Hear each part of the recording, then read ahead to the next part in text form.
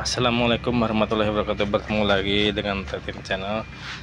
Saya akan menerangkan bagaimana Vario 110 ini dinyatakan sedaya rusak. Di sini sedaya rusak juga berpengaruh dengan starter. Tapi di sini biasanya pengaruhnya ke starter itu bunyi cetak di sini. Gitu. Kita bunyi cetak itu bisa juga dari starter, dari CDI. Karena apa? Sistem dari pengapian Vario seperti ini atau Vario 110 itu untuk starter masanya diambil dari CDI. Namun ada beberapa cara atau metode untuk kita sedikit menghemat, yaitu untuk menghemat keuangan kita, atau mungkin bisa dikatakan sayang dengan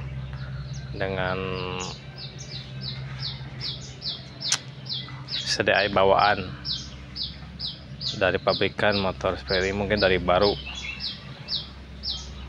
tapi belum pernah menggantikan CDI. Jadi sayang, bisa dilakukan cara-cara sebagai berikut.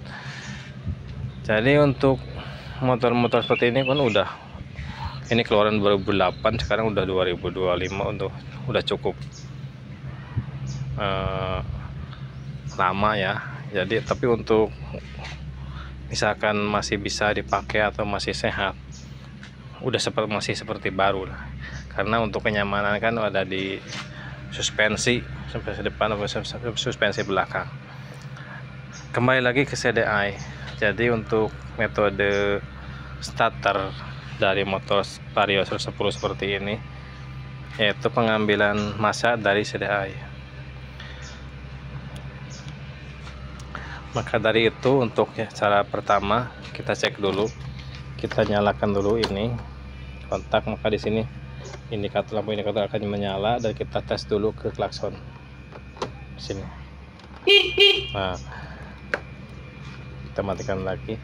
Jadi bagaimana cara jumper starter? Nah, jadi kalau kita mau menghemat biaya, jadi kita bisa menjumper starter ini dengan tanpa CDI. Jadi untuk orisinilnya atau pertamanya, masa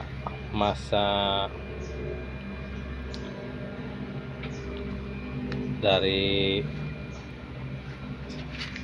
starter ini untuk ke Behnik, jadi ngambilnya dari CDI. Ketika CDI berfungsi dengan baik, maka akan menyalurkan massa ke Behnik dan ketemu ke starter.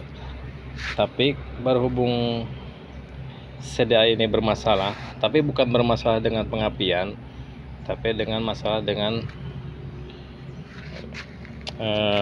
starter. Jadi starter ini hanya bunyi cetak biasanya cok seperti itu. Jadi ketika starter Vario 110 berbunyi cok gitu, itu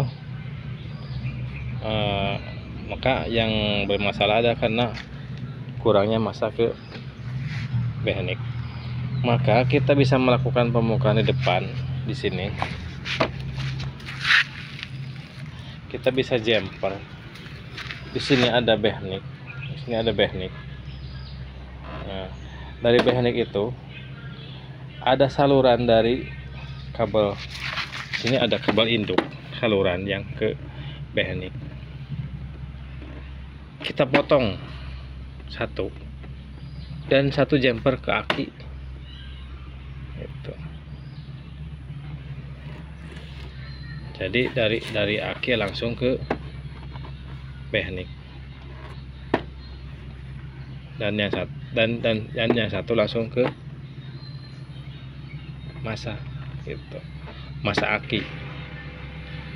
jadi masanya langsung ke aki gitu. Langsung, jadi nanti ketemunya di situ ada warna kuning dan warna hijau. Ada kuning, seller hijau, masuk ke aki satu itu.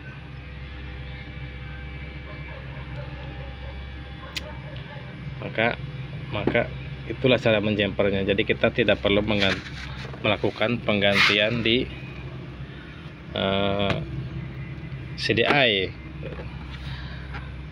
Ada yang kedua, kalau penyakit starter dengan deskompresi itu mandeg, cekuk seperti itu.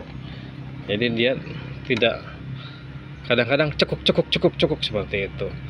Maka itu biasanya kalau kita udah jumper di depan di sini, jumper CDI, jadi tidak melakukan CDI lagi, tapi tetap masih cekuk.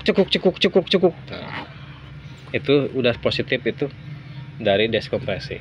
Maka penggantiannya dari deskompresi di sini. Jadi kalau kita pertama CDI tidak berfungsi, tapi berfungsi untuk mesin pengapian, tapi untuk starter tidak berfungsi, maka kita jumper di sini. Nah, kalau bisa berarti itu positif dari CDI. Ketika sudah di jumper di sini, tetapi masih nggak bunyi cekuk, itu positif deskompresi. Untuk deskompresi sendiri bisa amati ketika kita mengekol di sini kickstarter, maka akan terjadi berat, itu berarti deskompresi. Maka yang digantinya adalah deskompresi. Baik, sekian dulu, semoga bermanfaat video kali ini untuk tips bagaimana kalau kita menghemat jika CDI rusak untuk jalur starter. Karena untuk jalur starter ini dari CDI itu tidak begitu signifikan, karena motor masih hidup tapi di selah atau di engkol gitu. Tapi kalau untuk deskompresi tadi itu kickstarter hanya bunyi dek mandek seperti itu. Baik, sekian dulu, semoga bermanfaat video kali ini cara menjumper